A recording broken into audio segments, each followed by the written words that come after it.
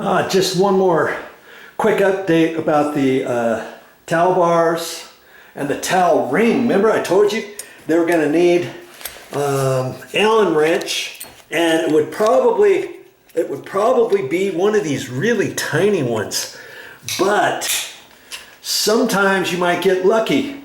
I happen to look up underneath there. I don't know if you can see that or not, but it's a slot just for a small tiny screwdriver. And of course, yes, I do have a small screwdriver, and I'll be able to undo those. Now, when you install these, when you get ready to put them back on, you always want the little set screw on the bottom. It cracked me up. One time I seen them and the screws were up on the top. Well, that's because they had it flip-flopped around. This one should go over there, this one should go over here. And I'm looking at this towel bar, and there's a seam right here. This one here, there's no seam. You know why? Because the seam's supposed to be on the back side. So when I put this back up, I'm going to flip this around so that that seam is facing on the back side. Okay?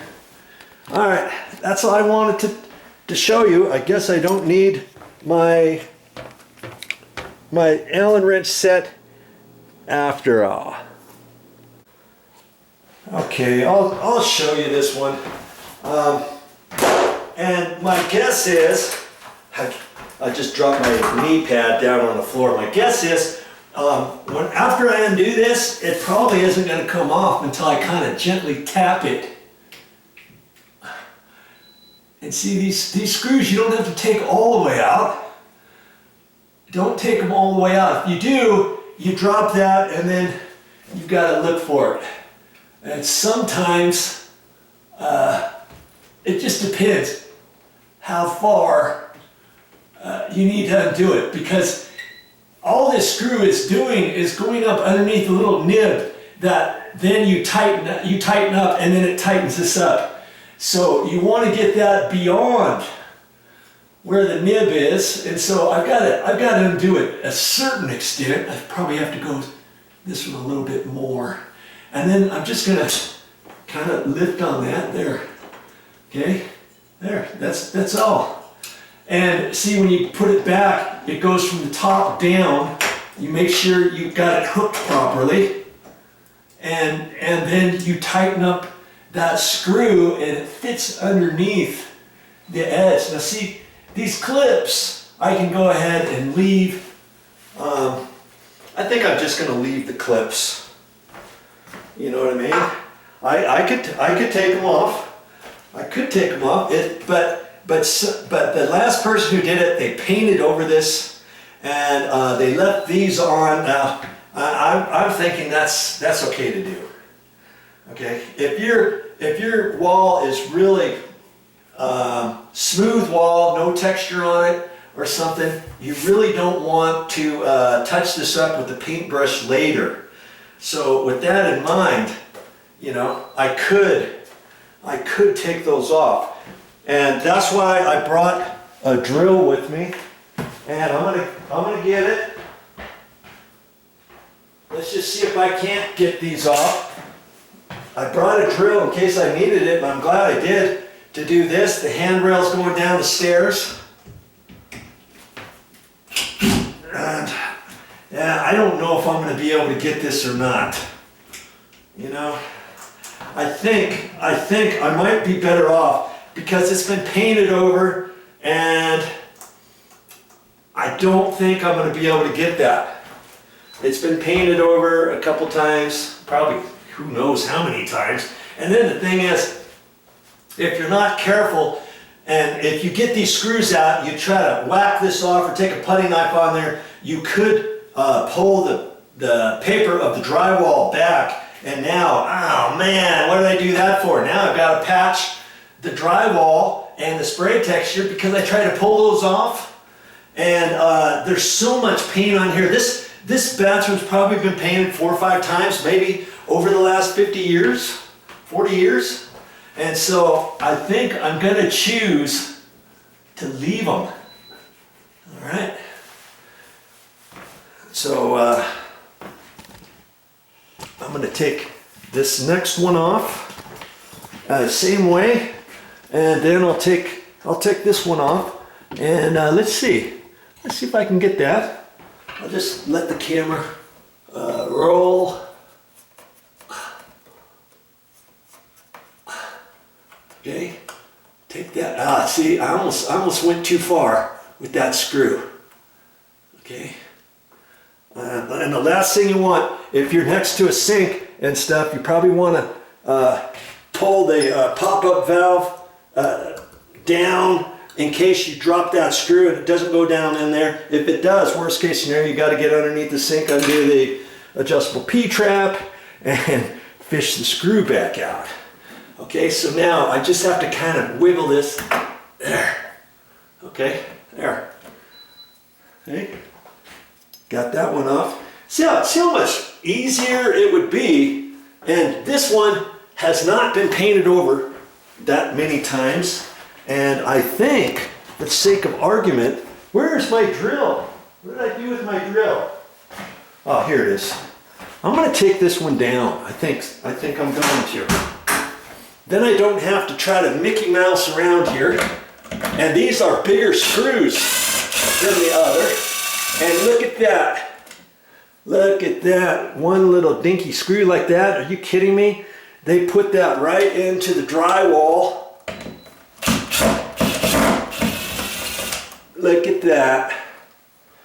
And lucky for me, I believe I brought some little plastic anchors with me somewhere. I think I've got them. Before I whack that off, I'm going to have to make sure I've got those plastic anchors with me, because if I don't, I may just put these screws back in instead of taking this off, because see, they've got, this has been painted around several times. I could tap that off with my putty knife, but if I don't have any plastic anchors with me, I don't want to do that, do I? And see these screws? They're only this long. Now, the drywall is at least a 1/2 inch thick. So even if there was wood behind there, let's say they put backing along here between two 2x4s, or the 2x4s right here, these screws would never hit it, would they? I could take a longer screw and go through there to see if there's wood in there. Chances are there's no wood. Yeah, there might be. I think the stud is about here. See, it's about right here. I don't think it's there, and so I'm gonna decide not to take that off. If I can find some little plastic anchors, then I may take that off, or I may leave it, okay? But do you see, if I take that off, then I can run the roller straight up all the way. I don't have to go around it and then try to come down and around there and then hit it with the paintbrush later, because this is semi-gloss. When you hit extra paint around here with a paintbrush rather than the roller, you've got that it leaves different marks. The paintbrush is nice and smooth, right? But with the roller, whatever kind of roller you get, you're gonna have a 3/8 nap, 3/4 nap, 5/8 nap, you know, anything like that. Even a smooth roller is gonna leave some type of slight texture on your wall when you do it with the roller. Do you see what I mean? So I don't really want that. So I'll check around. If I have the plastic anchors, I'll pop that off. All right, time to get busy once again. And so when you have your nail bag and stuff, I always carry that small little screwdriver, and I have another screwdriver. This one here. This one's too big, and it happened to be longer. I tapped on the end of it one time, and it pushed down back inside of there. But you've got to have a little tiny one. Okay, and like I said, I'll be able to get it with this, but what I need to do is remind myself that next time I'm at the store, I need to get a new one. Or if you've got some files, you can file this and then refile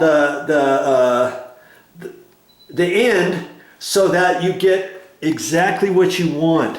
But you know, if I didn't have a little screwdriver like this, how would I be able to take these off, right? Allen wrench wouldn't do it. And I just don't like painting around these. Okay, once I pull them off, then when I get ready to paint with the paint roller all the way up, all the way down, you see what I mean? Then you don't have that mark all the way around this with your paintbrush going through here. And see, with this, you'd have to put your weenie roller up this way, just up to here, and then work from here up. And after your paint dries, you're going to see where your stop and go marks are, and then you're going to have to cut this in really nice without hitting the sides and stuff. Nothing doing. Just take those off. Spend a few minutes to take them off. It doesn't take long to do that, and then you're good to go with your roller.